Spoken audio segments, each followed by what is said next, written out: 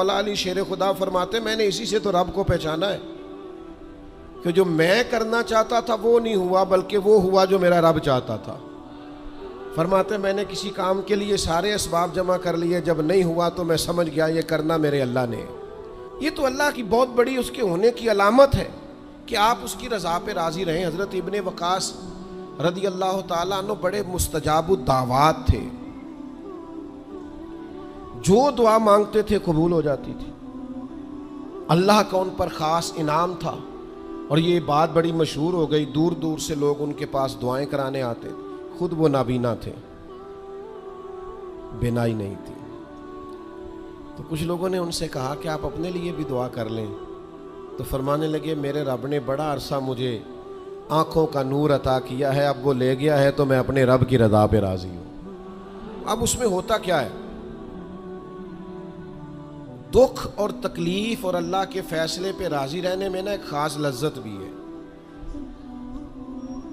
صرف سکھوں کا مزہ نہیں ہوتا، دکھوں کا بھی مزہ ہوتا ہے۔ ہاں زخموں کی بھی ایک لذت ہوتی ہے۔ یہ کبھی آپ کے کوئی زخم ہو جائے اور ٹھیک ہونے کے قریب آئے تو آپ اسے چھیڑ کے دیکھیں، اس کی بھی ایک لذت، دکھوں کا بھی ایک مزہ۔ سکھوں میں تو لوگوں کو رونا نہیں آتا، جو بڑے سکھی ہوتے ہیں وہ تو کعبے جا کے نہیں روتے، ناراض نہ ہوئیے گا مجھ سے، ان کو تو مدینے جا کے رونا نہیں آتا۔ یہ دکھ ایک ایسی چیز ہے جو بندے کے دل کو نرم رکھتے ہیں۔ یہ آزمائش ایک ایسی چیز ہے جس میں نفسانی قوتیں ختم ہوتی۔ کوئی نہ کوئی آزمائش انسان کے ساتھ رہے تو اللہ کے حضور حاضر رہتا ہے۔ دکھوں کو، بیماریوں کو، تکلیفوں کو کبھی بھی برا نہیں جاننا چاہیے۔ یہ تو انسان کو اللہ کے قریب کر دیتی ہیں، دلوں کو نرم کر دیتی۔ جن کو ہم بعض اوقات بڑی آزمائش سمجھ رہے ہوتے ہیں وہی تو خیر بن جاتی۔ حضرت جناب ایوب علیہ السلام شدید علیل ہو گئے، شدید بیمار ہے، 16 سال گزر گئے بیماری کو۔ تو آپ کی اہلیہ نے ایک دن آپ سے کہا اللہ کے نبی ہیں، دعا ہی مانگ لیں، اللہ شفا دے دے۔ تو جناب ایوب علیہ السلام اپنی اہلیہ سے فرمانے لگے شفا کتنا عرصہ رہی ہے؟ انہوں نے کہا 60 سال۔ فرمایا بیماری کو کتنا عرصہ ہوا؟ کہا 16 سال۔ فرمانے لگے ذرا بیماری کو بھی 60 ہو لینے دے، پھر دعا مانگ لیں گے، ہو لینے دے ذرا 60 سال۔ اللہ کی رضا پہ راضی رہنے کا فیصلہ کیا۔ آپ کی زبان مبارک سے یہ جملے نکلے کہ 60 سال ہو جائیں گے تو کر لوں گا دعا، اللہ تعالیٰ نے اسی وقت شفا عطا فرما دی، ٹھیک ہو گئے جناب ایوب۔ کچھ دن گزرے نا تو آپ کی اہلیہ نے ایک سوال پوچھا، کہنے لگی ایوب یہ بتائیے آپ نے بیماری بھی دیکھی، شفا بھی دیکھی، بیماری ٹھیک تھی کہ شفا؟ تو آپ فرمانے لگے سارے دن ہی اللہ کے ہیں، جس حال میں رکھے ٹھیک ہے۔ وصل اچھا ہے نہ فراق اچھا ہے، یار جس حال میں رکھے وہی حال اچھا ہے، میں سارے دن اس کے ہیں۔ لیکن فرمانے لگے اگر تم مجھ سے پوچھو نا میری ذاتی رائے تو بیماری بڑی اچھی تھی۔ انہوں نے کہا یوں بیماری اچھی تھی؟ آپ فرمانے لگے جب میں بیمار تھا نا تو 24 گھنٹے میں ایک بار میرا رب میرا حال پوچھتا تھا۔ فرمایا 12 گھنٹے تو اس مزے میں گزر جاتے تھے کہ رب نے حال پوچھا ہے، اور پھر اگلے 12 گھنٹے میں انتظار کرتا تھا کہ میرا رب دوبارہ کب حال پوچھے گا۔ تو میں 24 گھنٹوں کی لذت نہیں بتا سکتا جو اس کے حال پوچھنے سے طاری ہوتی۔ تو فرمایا شفا تو مل گئی ہے پر اب وہ حال تو نہیں نہ پوچھتا۔ اب وہ میرے بھائی اس بیماری میں جو لذتیں ہیں، جو کرم نوازیاں ہیں، جو رحمتیں، ان کو بھی تو دیکھیں، اپنے کریم رب کی رضا پہ راضی تو رہے۔ آپ کو پتہ ہے دکھ کس کو کہتے ہیں؟ دکھ کی تعریف درویش یہ کرتے ہیں کہ ہماری مرضی اور ہے اور رب کا ارادہ کرم اور ہے، اس کا نام دکھ ہے۔ سکھ کیا ہے کہ ہماری بھی وہی مرضی ہے جو ہمارے رب کی مرضی ہے۔ اگر مالک کریم کا ارادہ کرم یہ ہے کہ لاکھوں کروڑوں مل جائیں تو الحمدللہ، اور اگر اس کا ارادہ کرم یہ ہے کہ ایک وقت روٹی ملے ایک وقت فاقہ ہو تو الحمدللہ۔ اللہ کے فیصلوں پر راضی رہنا۔ ڈھیر سارے لوگ دنیا میں ملتے ہیں جو کہتے ہیں جی مجھے یہ پریشانی ہے، میں سب طبیبوں حکیموں کے پاس گیا، پھر میں آستانوں درباروں مزاروں پہ بھی حاضر ہوا، اس کے بعد میں نے بڑے بڑے دانشوروں سے مشاورت کی، لیکن میرا یہ مسئلہ حل نہیں ہوتا۔ تو کیا ہوتا ہے پھر وہ انزائٹی کا، ڈپریشن کا، ٹینشن کا، ذہنی تناؤ کا شکار ہونے لگتے ہیں۔ یاد رکھیے گا کہ اگر سارے ڈاکٹروں، طبیبوں، حکیموں، دعاؤں، التجاؤں کے بعد بھی مسئلہ حل نہیں نہ ہو رہا، تو پھر معنی یہ ہے کہ رب کی رضا یہی ہے کہ جو کرم سے اس نے فیصلہ کر دیا ہم بھی اس فیصلے پہ راضی ہو جائیں۔ بے چینی اور اضطراب یہ ہے کہ اللہ کا فیصلہ کچھ اور ہے اور ہماری جد و جہد کچھ اور ہے، اس سے ذہنی اضطراب اور تناؤ پیدا ہوتا ہے، اس سے طبیعتیں بے چین اور بے قرار ہوتی۔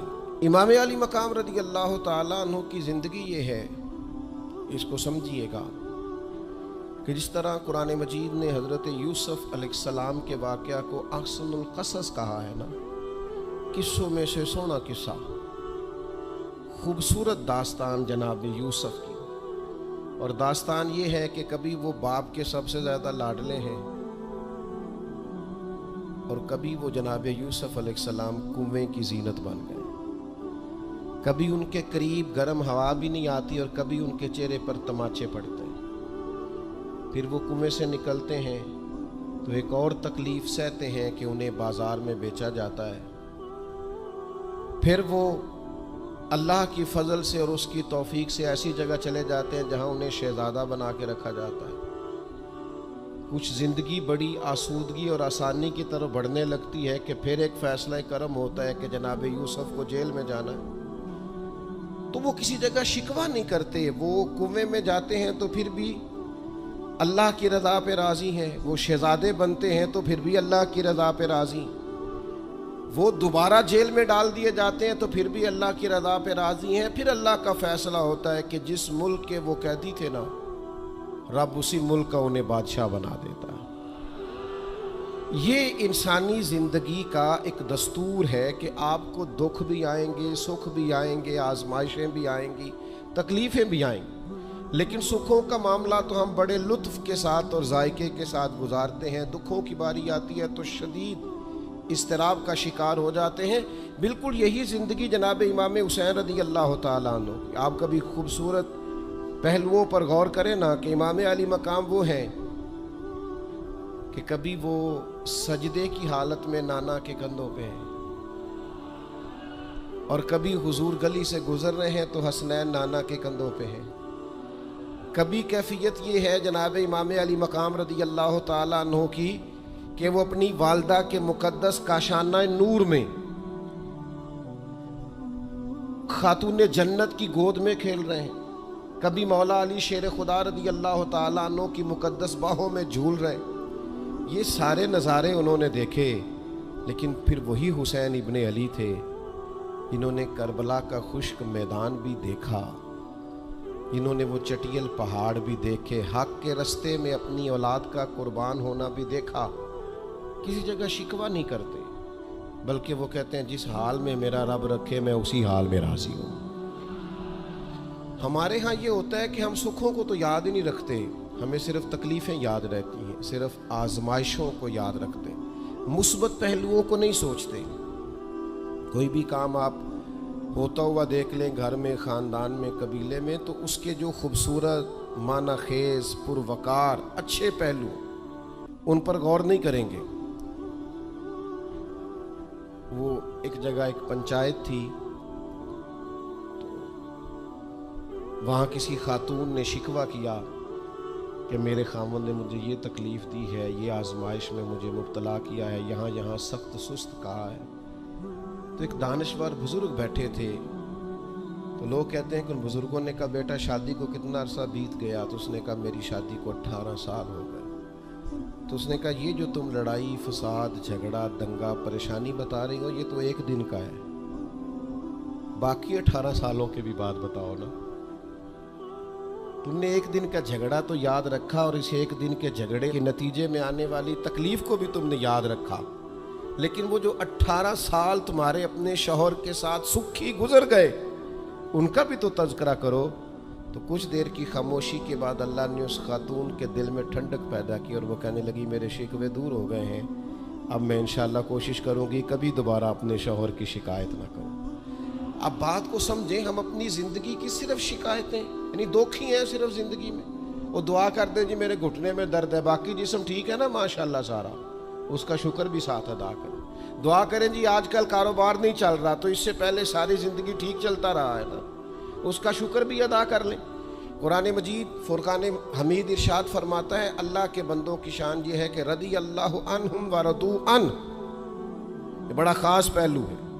اللہ فرماتا ہے کہ اللہ ان سے راضی ہے اور وہ بھی اپنے اللہ سے راضی ہے۔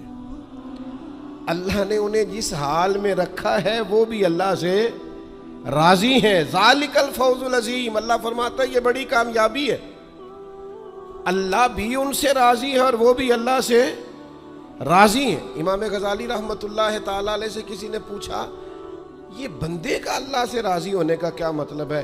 تو امام صاحب فرمانے لگے رب تو کریم ہی بڑا ہے، یتیم کے سر پہ ہاتھ پھیر دو راضی ہو جاتا ہے، وہ طوائف کتے کو پانی پلا دے تو مالک راضی ہو جاتا ہے، وہ تو مہربانی بڑا ہے، تم نے رو کے 2 آنسو بہا دیے وہ راضی ہو جاتا ہے۔ فرماتے بندے کا مسئلہ ہے، مسئلہ تو بندے کا ہے، یہ راضی ہوتا ہی نہیں، یہ ہر وقت شکوے کرتا ہے، ہر وقت شکایات کرتا ہے، ہر وقت اس کا ذہن الجھا رہتا ہے، ہر وقت کوئی نہ کوئی نئی چیز کا مطالبہ کرتا ہے۔ نبی رحمت نور مجسم شفیع معظم صلی اللہ تعالی علیہ وسلم ارشاد فرماتے ہیں تم نہ اللہ کے دیے ہوئے تھوڑے رزق سے راضی ہو جاؤ، وہ بھی تمہاری تھوڑی عبادت سے راضی ہو جائے گا۔ لیکن ہمارا حال یہ ہے کہ ہمیں سب کچھ چاہیے اور نتیجے میں اگر کوئی خدمت کرنی پڑے، کوئی ڈیوٹی کرنی پڑے، کوئی کام کرنا پڑے تو اس کے لیے ہم تیار نہیں ہوتے۔ عزیز بھائیوں سمجھیے گا، غور فرمائیے گا، توجہ کیجیے گا اس بات پر کہ ہمیں ہر حال میں اپنے رب سے راضی رہنا۔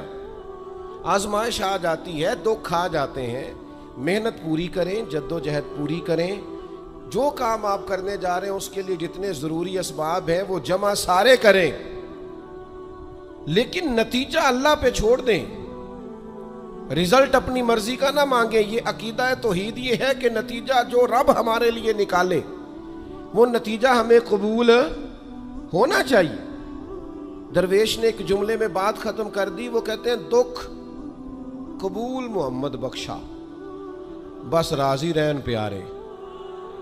اگر پیارے راضی ہیں دکھ دینے میں تو پھر ہمیں یہ دکھ قبول ہے اور کئی دفعہ قبول ہے۔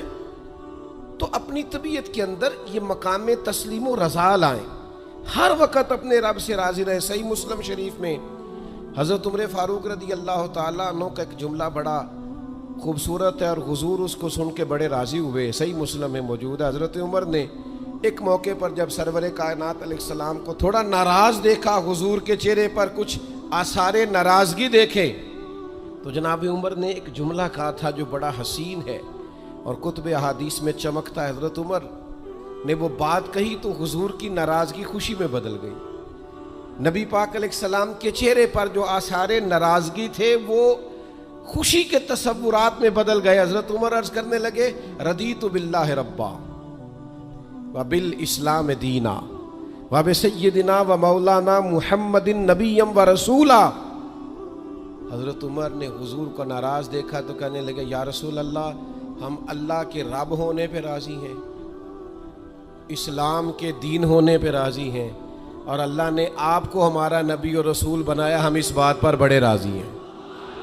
ہم راضی ہیں کہ اللہ ہمارا رب ہے، اسلام ہمارا دین ہے، اور محمد صلی اللہ علیہ وسلم ہمارے نبی اور رسول ہیں، بڑے راضی ہیں۔ بس یہ رضا والا جملہ کہا تو اللہ کے رسول خوش ہو گئے۔ تو اللہ سے راضی رہیں، آپ کے تصورات میں شکوے پیدا نہ ہو، شکایتیں نہ ہو، الجھے نہیں۔ اور بہت سارے لوگ ایسے ہیں جن کا خیال ہے میری بڑی شان ہے تو میرے اوپر مشکلات کیوں آتی ہیں۔ دوست اکثر کہتے ہیں جی میں صدقہ بھی دیتا ہوں، نمازیں بھی پڑھتا ہوں، دل किसी का न दुखे इसके लिए भी पूरी कोशिश करता हूँ। मेरा ज़िंदगी का मिजाज ये है कि मैं कोशिश करता हूँ कि किसी को मेरे लहजे से, अंदाज से, उठने बैठने से अजियत न पहुँचे, लेकिन फिर भी मुझे मसाइब आते हैं। हम उन्हें कहते हैं आप इबादत करें, मेहरबानी फरमाएं, तजारत तो ना करें। आपकी राय ये है कि मैंने सदका दे दिया, मुसीबत कोई ना आए, मैंने नमाज पढ़ ली, मुशक्क़त कोई ना आए। तो कानून कुदरत ये है कि हुजूर अलैहिस्सलातु सलाम फरमाते हैं सबसे ज़्यादा तकलीफ़ें आती अंबिया पे हैं, और हुजूर फरमाते हैं मैं अल्लाह का लाडला महबूब हूँ, मेरे ऊपर सबसे ज़्यादा तकलीफ़ें आई। ये आप अल्लाह की रज़ा पे राज़ी रह के तो देखें, आपके मिजाज में कमाल बुर्दबारी पैदा हो जाए, एक ठहराव आए। ये दोस्त इंतज़ामात कर रहे होते हैं ना प्रोग्रामों के, इज्तिमात के, महफिल के, तो मैं एक ही बात सबसे करता हूँ, मैं कहता हूँ आपने ना बुर्दबार रहना है, आपने तहम्मुल से रहना है। हम देहाती लोग हैं, तो हमारे यहाँ शादियाँ होती थी ना, तो शादियों पे रिश्तेदार इकट्ठे होते थे, तो सिर्फ ये फिक्र नहीं होती थी कि खाना पूरा हो जाए, सिर्फ इतनी फिक्र नहीं होती थी कि इनके सोने का इंतज़ाम हो जाए, एक फ़िक्र और भी होती थी कि बंदे बड़े इकट्ठे हुए हैं, सारे बरादरी इकट्ठी हुई है, कितने लड़ ना पैन आपस में। हमारे यहाँ ना चढ़ाने वाले ज़्यादा ख़तरनाक नहीं होते, चिढ़ने वाले ज़्यादा ख़तरनाक होते हैं। जो ज़रा सी बात पे गुस्से में आ जाएं, ज़रा सी बात पे चिढ़ जाएं, कहीं सुकून ही नहीं, ठहराव ही नहीं ज़िंदगी में। अल्लाह की रज़ा पे राज़ी रहे। मेरे रब ने जहाँ मुझे रखा है सबसे ज़्यादा बाकमाल रखा है। जहाँ मैं हूँ खुदा जाने बुलंदी है कि पस्ती, पर जहाँ मैं हूँ वहाँ कोई नहीं है। आप अपने रब की रज़ा पे राज़ी रहें कि मेरी जहाँ ड्यूटी है, क्या ही बात है, मेरी जहाँ ड्यूटी, हज़रत सिद्दीक़ अकबर को अमीरुल मोमिनीन बनाया गया, लेकिन जनाब बिलाल हबशी के पास मदीने वाले महबूब के मेहमानों की जिम्मेदारियाँ थी, मस्जिद नबवी की कुंजियाँ थीं। कमाल उनका भी बड़ा है और कमाल बिलाल हबशी का भी बड़ा है, हालांकि वो तो मस्जिद में झाड़ू देते थे, खिदमत करते थे। तो आप अल्लाह की रज़ा पे राज़ी रहें। जहाँ रब ने आपको रखा है, जिस मकाम पे रखा है, वहाँ आप राज़ी रहें। आपको इत्मीनान महसूस होगा, आप सुकून में आ जाएं, दिल में ठंडक महसूस करेंगे, परेशानियों से निकलेंगे। ये हदीस देखिए, इमाम गज़ाली ने लिखी है, नबी पाक सल्लल्लाहु ताला अलैहि वसल्लम के पास ना सहाबा की एक जमात आई। उन्होंने अर्ज़ की, या रसूल अल्लाह सल्लल्लाहु अलैहि वसल्लम, हम ईमानदार हैं। तो हुजूर ने फरमाया, तुम्हारे ईमान की निशानी क्या है? तुम साहिब ईमान हो तो दलील क्या है? उन्होंने अर्ज़ की, या रसूल अल्लाह, ये ज़रा दलील सुनना। अर्ज़ करने लगे, या रसूल अल्लाह, मुसीबत आए तो सब्र करते हैं, नेमत मिले तो शुक्र करते हैं, और या रसूलल्लाह रब जो फैसले कर दे हम उस पर राज़ी रहते हैं। हुजूर फरमाने लगे, काबे के रब की कसम, तो वाकई ईमानदार लोग हो। अगर तुम अल्लाह के फैसलों पे राज़ी हो, अगर तुम नेमतों पे शाकिर हो, मसाइब पर साबिर हो, तो तुम वाकई मोमिन हो। तो ये याद रखें अच्छी तरीके से कि हमेशा अपने आप को अपने रब के फैसलों पे राज़ी रखें। हमेशा कोशिश करें कि मुकद्दर से शिकवा न करें, तकदीर से शिकायत ना करें। जो हमें नहीं मिला उसके बारे में अपनी तबीयत के अंदर तड़प और तलब ना पैदा करें।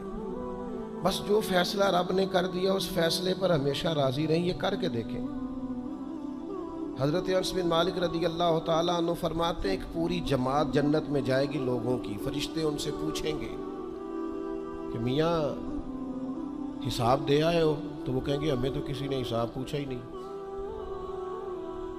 उनसे पूछा जाएगा, पुल सिरात देखी है? कहेंगे नहीं, हमने तो नहीं देखी। उनसे पूछा जाएगा कि मिज़ान अमल? तो उन्होंने कहा नहीं, बिल्कुल नहीं। तो कहा, अच्छा तुम बड़े ख़ास लोग हो, दुनिया में करते क्या रहे हो? तो कहेंगे, करते कुछ भी नहीं थे, रब के फैसलों पे राज़ी रहते थे। और तिबरानी में एक रवायत ऐसी भी मौजूद है कि हुजूर फरमाते हैं, रब कहता है जिसने मेरे फैसलों पे राज़ी नहीं रहना वो रब कोई और ढूंढ ले। अगर तुम मेरे फैसले पे राज़ी ही नहीं हो, ओ भाई मैं अपने इदारे का सरबराह हूं, जो मेरा फैसला नहीं मानेगा वो निकलेगा इदारे से। میں اپنی جماعت اور تنظیم کے تعلق سے کوشش کروں گا کہ امیر کی اطاعت کا سبق دوں. اگر کوئی نظم و ضبط درست نہیں کرے گا، یہ ایک حال ہے یہاں کے جو مینجمنٹ کے کام ہیں، معاملات ہیں، ایک سربراہ آپ نے بنایا ہوتا ہے، اب اس کی اگر بات نہیں مانے گا کوئی ورکر، کوئی کام کرنے والا، تو یقیناً وہ کہیں گے کہ میاں آپ بات نہیں مان رہے، تمہارا نظم و ضبط خراب ہوتا ہے، لہذا اگر آپ نے ہمارے نظم کے اندر نہیں رہنا تو آپ نکل جائیں. تو اللہ کے فیصلوں کو جو لوگ تسلیم نہیں کرتے، اللہ کے فیصلوں کو جو لوگ تسلیم نہیں کرتے، یقیناً وہ کمزور ہو جاتے ہیں. آج بڑے لوگ ہیں جو وظیفے پوچھتے ہیں اللہ کیسے راضی ہوگا. بتاؤں وظیفہ آپ کو؟ امام غزالی لکھتے ہیں کہ حضرت موسیٰ کلیم علیہ السلام نے اللہ کے حضور عرض کیا، مالک میری قوم پوچھتی ہے تو کیسے راضی ہوگا، ہم تجھے راضی کرنا چاہتے ہیں تو کیسے راضی ہوگا. تو حضرت موسیٰ علیہ السلام سے رب کریم نے فرمایا ان سے جا کے کہہ دو کہ مجھ سے راضی ہو جائے، میں بھی ان سے راضی ہو جاؤں. یہ اپنے رب سے راضی رہیں، جو رب ان کے لیے فیصلہ کرے. وہ حضرت سفیان ثوری دعا مانگ رہے تھے نا، یا اللہ راضی ہو جا، یا اللہ راضی ہو جا، یا اللہ راضی ہو جا. تو حضرت رابعہ بصریہ رحمۃ اللہ علیہا بھی پردے کے پیچھے بیٹھی تھیں. تو جب انہوں نے بہت زیادہ اس دعا پر اصرار کیا نا، یا اللہ راضی ہو جا، تو پردے کے پیچھے سے بول پڑی، کہنے لگی سفیان اب کچھ اور نہ مانگے، اللہ سے آگے نہ چلے. جناب سفیان کہنے لگے میں دعا ہی کر رہا ہوں کہ یا اللہ تو راضی ہو جا. تو فرمانے لگی پہلے اپنے دل پہ ہاتھ رکھ کے بتائیں آپ اللہ سے راضی ہیں؟ آپ تو کہتے ہیں یہ ہے تو یہ نہیں ہے، کبھی یہ بھی مل جائے نا. اگر آپ ناراض نہ ہوں تو پہلے خیال تھا ایک سواری مل جائے، چاہے موٹر سائیکل ہی ہو، مل گئی. اب بڑے پریشانی ہوتی ہے، کبھی 4 ٹائروں والی ہوتی نا، وہ بھی مل گئی، دے دی، طلب ہی یہ تھی. اب خیال آتا ہے کبھی تھوڑی سی بڑی مل جائے نا، وہ بھی مل گئی. اب جن کی ذرا گاڑیاں اونچی ہیں، ٹائر چوڑے ہیں، وہ پریشان کرتے ہیں، تو بندہ تو روک ہی نہیں رہا کہیں. تو حضرت کلیم سے رب نے فرمایا ان سے کہو مجھ سے راضی ہو جائے، میں بھی ان سے راضی ہو جاؤں. لیکن ہماری طبیعت کی بے چینی، ہمارے مزاج کی بے قراری، ہمارے لب و لہجے کا وہ عالم کہ ہم خوش نہیں ہوتے. ڈھیر سارے لوگ ہیں، آپ کچھ بھی کر لیں، کچھ بھی گھر میں لے آئیں، کچھ بھی ہو جائے، کتنی بھی نعمت مل جائے، ان کا مزاج اس طرح کا بن جاتا ہے، خوش نہیں. میں اکثر دوستوں سے کہتا ہوں کہ بعض دوست ایسے ہیں جن کا انداز اس طرح کا ہے کہ ان کو کوئی بھی نعمت مل جائے تو ان کی طبیعت سکون پذیر نہیں ہوتی. حضرت عبداللہ ابن عمر رضی اللہ تعالیٰ عنہ صحابہ میں سے بڑے صالح آدمی ہیں، نیک آدمی ہیں، حضرت عمر کے صاحبزادے ہیں، اور اللہ کے حبیب علیہ السلام نے فرمایا یہ بڑے نیک ہیں. تو سیدنا عبداللہ ابن عمر رضی اللہ تعالیٰ عنہ کے نا ایک صاحبزادے بیمار تھے. یہ جو بچے بیمار ہوں یا کسی تکلیف میں ہوں تو یہ ماں باپ کو بڑا بے چین کر دیتے ہیں. اپنی بھوک بھی بندہ سہ لیتا ہے، اپنی بیماری اور تکلیف بھی سہ لیتا ہے، لیکن اگر اولاد کسی آزمائش کا شکار ہو جائے، پریشانی کا شکار ہو جائے تو انسان بڑی تکلیف میں آ جاتا ہے. حضرت عبداللہ ابن عمر رضی اللہ تعالیٰ عنہ بڑے پریشان تھے اپنے بیٹے کو لے کر، اور جو ان کے قریبی لوگ تھے وہ محسوس کرتے تھے کہ شدید ذہنی اضطراب میں مبتلا ہیں سیدنا عبداللہ ابن عمر. اللہ کا فیصلہ ایک کرم آیا اور ان کے صاحبزادے کا وصال ہو گیا. جب ان کے صاحبزادے وصال کر گئے نا تو ظاہر ہے کہ بیماری سے بڑا غم تو صاحبزادے کا انتقال کر جانا ہے. تو جنازے کے لیے جو لوگ آئے اور اس کے بعد جو تعزیت کے لیے لوگ آئے وہ کہتے ہیں ہم نے جناب عبداللہ ابن عمر کو بڑا مطمئن دیکھا. ہم نے دیکھا کہ بیٹے کے انتقال کے بعد ان کی طبیعت میں ایک ٹھہراؤ آ گیا اور وہ آنے جانے والوں کو بڑے اطمینان سے، بڑی محبت سے ملتے، ان کا انداز بڑا منفرد ہو گیا. ایک صاحب نے پوچھ ہی لیا کہ جناب آپ پہلے بڑے بے چین تھے، اب آپ کی طبیعت میں بڑا ٹھہراؤ آ گیا، وجہ کیا ہے؟ تو حضرت عبداللہ ابن عمر فرمانے لگے جب تک وہ بیمار تھا میری ذمہ داری تھا اور میں بے چین تھا. فرمایا میرے رب کا فیصلہ کرم آ گیا ہے اور وہ میرے رب کے حضور حاضر ہو گیا ہے. گویا اب جس بارگاہ میں گیا ہے وہاں رحمت ہی رحمت ملے گی، وہاں کرم ہی کرم ملے گا. اب میں مطمئن ہو گیا ہوں کہ اللہ کی رحمتیں قبر میں اس کا استقبال کریں گی. جب تک میری ڈیوٹی تھی تو میں پریشان تھا، بے چین تھا، بے قرار تھا. اب تو حاضر بارگاہ ہو گیا اور میں اپنے رب کی رضا پہ راضی ہوں جب تک اللہ نے چاہا بیٹا میرے پاس رہا، اور جب اللہ نے چاہا اللہ نے اسے اپنی بارگاہ میں بلا لیا۔ میرے بھائیوں یاد رکھیے گا، ہمیشہ اس بات کو اپنے ذہن میں بٹھائیے گا کہ زندگی کے اندر کبھی بھی اللہ کے فیصلوں پر شکوہ کرنا اور اللہ کے فیصلوں پر اظہار ناراضگی کرنا معاذ اللہ، اس سے اپنے دامن کو ہمیشہ بچا کے رکھیں اور پناہ میں رکھیں اپنے دامن کو کہ کبھی بھی انسان اس طرح کا نہ ہو جائے۔ میں دیکھتا ہوں شدید بے چینی یہ ہمارے ماحول میں، اللہ تعالیٰ معاف فرمائے، جو لوگوں سے شدید ایک دوسرے سے ہماری طبیعتیں کھنچ جاتی ہیں اور تناؤ اور کھنچاؤ پیدا ہو جاتا ہے، اور پھر لوگ ڈپریشن میں چلے جاتے ہیں، حتیٰ کہ بعض لوگ معاذ اللہ انتہائی قدم اٹھاتے ہیں، خودکشی کی طرف بڑھ جاتے ہیں۔ اور بڑے بڑے پڑھے لکھے لوگوں کا ہم ایسا رجحان دیکھتے ہیں کہ وہ عجیب پریشانی کن گفتگو کرتے ہیں، بس اس کا ارادہ تھا ملک سے باہر جانے کا اور وہ حالات سازگار نہیں ہوئے، کسی وجہ سے نہیں جا سکا، تو بھئی سارے لوگ نہیں جا پاتے۔ آپ ڈھیر سارے لوگوں سے پوچھ لیجئے گا کہ وہ زندگی میں کچھ اور کرنا چاہتے تھے لیکن اللہ کا ارادہ کرم ان کے لیے کچھ اور تھا، اور یہ ایک ایسی اللہ کی توحید کی علامت ہے کہ